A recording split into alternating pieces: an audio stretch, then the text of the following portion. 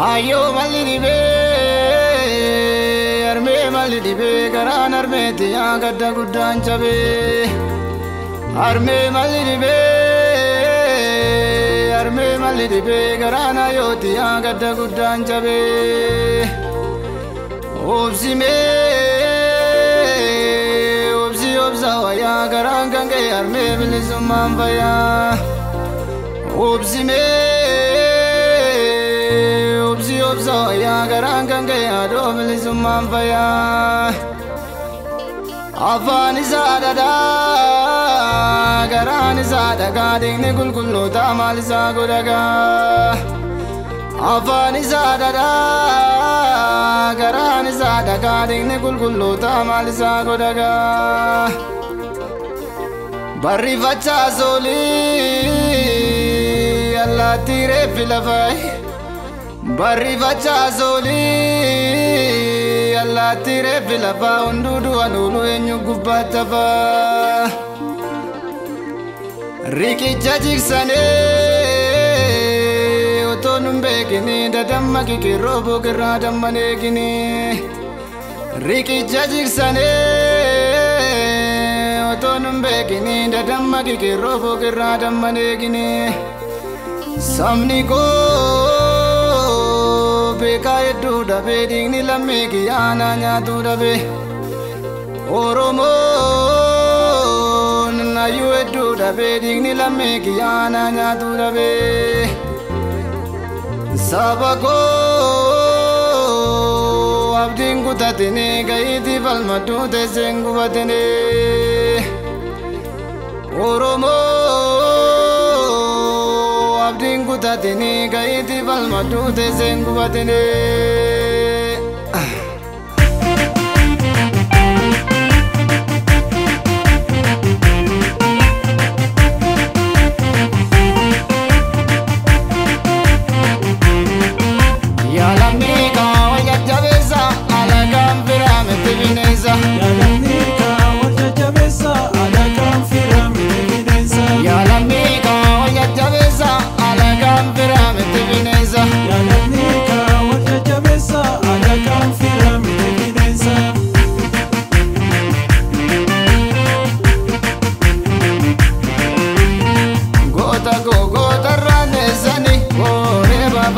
Gota rannesini ore babadu gota go baru gomita ore babadu gota rannesini ore babadu gota go kuma jalannumte ore babadu gota go sumata loba ore babadu gota rannesini ore babadu gota rannesani ore babadu gota go baru gomita ore babadu gota rannesini ore babadu gota kuma jalannumte ore babadu gota sumata loba ore babadu kabi ore babadu basi borege ore babadu kabi ore babadu basi borege ore babadu.